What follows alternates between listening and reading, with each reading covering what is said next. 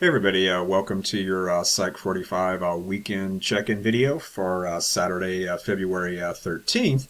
And just go over a few items as we always do, and reminders about assignments and upcoming items, etc. there. So first of all, you've all taken your first exam, and most of you did a pretty good job, so those are all graded. So please make sure that you take a look at your feedback on those, especially on those short answer essay questions. Unit 2 is also now open. That's going to cover the next 3 chapters, chapters 5, 6, and 7. And so definitely start working your way into those there. And don't forget to take a look at that unit introduction video. It's pretty short, though. I just kind of go over and review some things that are definitely important that you might want to be aware of as the unit proceeds along there. Our next quiz and discussion for Chapter 5, that will not be due until next Friday, the 19th, so you've got plenty of time there to get yourself working on those.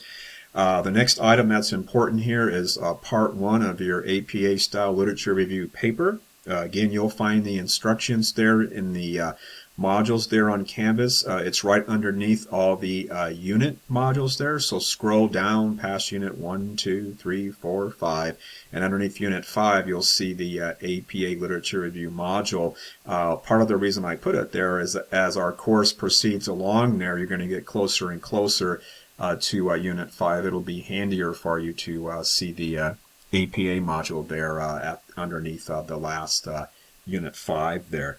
So just a few notes there about the first part of the paper there. All you're going to turn in is your topic on what your paper is ultimately going to be about, and it has to be a topic from social psychology.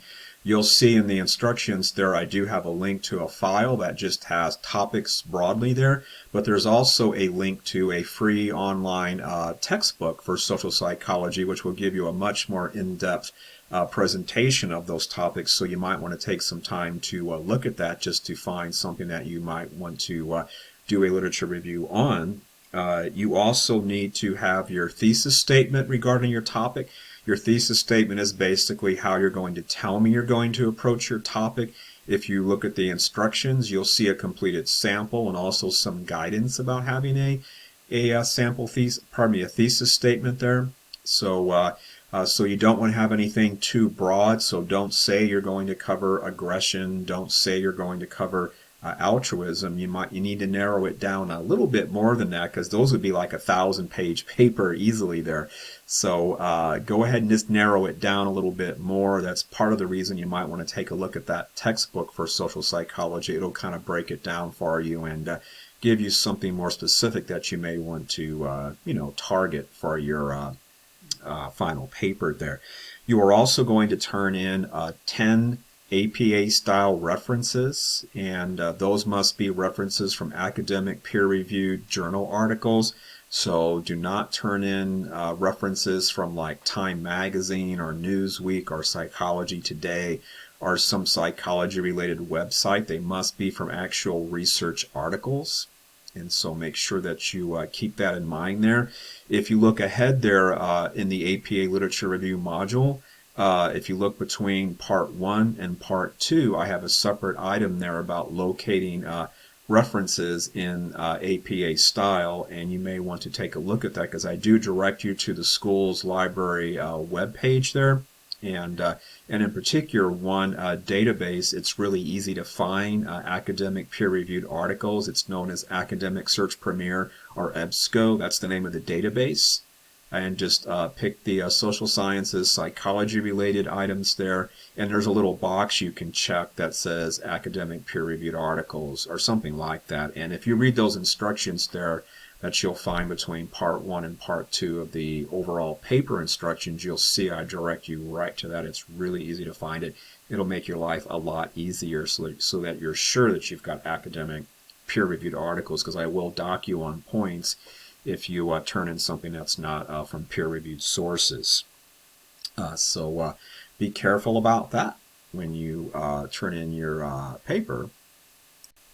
So with those references, they do have to be in APA style, so do be careful about your formatting there because it's really critical. It's part of scientific writing, and I know some of you may already be familiar with APA style, and some of you may not, and it may seem like a pain, but it's something you have to do correctly. That's part of the reason I provide a sample so you can at least see that. Don't forget, you've also got that pocket guide to APA style. There's a link to the ebook for that. If you purchase the ebook for the textbook, there is a separate link in the MindTap module. If you just go down a little bit in that MindTap module, you'll see it's clearly labeled, the ebook for the APA guide to, the pocket guide to APA style. And I do reference in the instructions for part 1 of the paper specific chapters you might want to take a look at in that pocket guide to APA style. If you have the print version of the textbook, at the very back of it there, you'll see there's an included addendum there for that guide to APA style. So make sure that you take a look at that there. And also there's a grading rubric as well. You'll find there's a separate file link there in the instructions for part 1 of the paper. Definitely take a look at that because you can see how you might lose a lot of points if you're not careful about things. I mean, the obvious things with your references is that put them on a separate page, make sure they're alphabetized by the author last name, italicize your journal titles, and also the journal volume numbers. Make sure you double space everything. Every single line of text should be double spaced, nothing more, nothing less around that, just for starters there. But do take a look at the completed samples.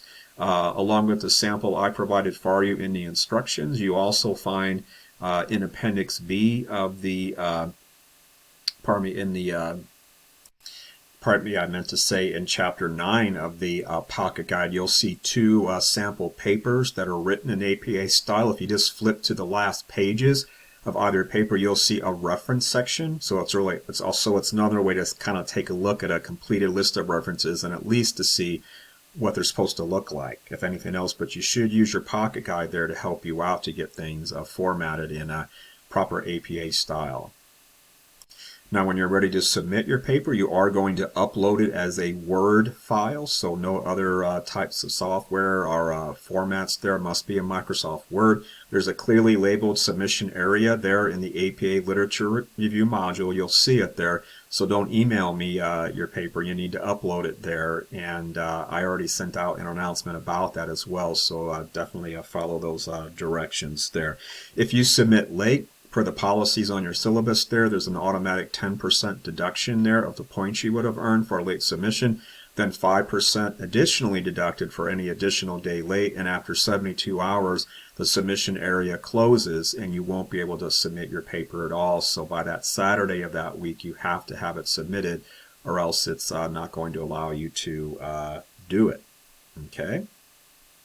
So follow the instructions you'll find there. They're very complete. They're very thorough. I really haven't left anything to chance there. So if you take a look at all the resources I provided for you, you shouldn't have a hard time putting together at least this first part of your paper involving your topic, your thesis statement, and your list of 10 APA-style academic peer-reviewed references. And that's all you're going to turn in for this first part of the paper. It's the easiest part, okay? But do turn it in. Okay, just a reminder, I already posted an announcement about this, but we are not having a live session next week, the week of the 15th there. Monday is a holiday, and then the following days I've got a number of personal appointments I really need to keep, so I'm not going to be able to be here at home to live stream anything for you. So just keep an eye out for anything else that gets posted in the announcements, and if you need anything, as always, just email me and I'll get back to you. Those of you that have done that have probably noticed I get back to you pretty quickly, so please don't hesitate. I'm here to answer your questions and as best as I can, and I'm glad to do what I can to help you out. So, okay, well that's it for this weekend there. So good luck working on the first part of your paper there. It's really not too bad, but again, follow those instructions and you shouldn't have much trouble there. And I will see you next week.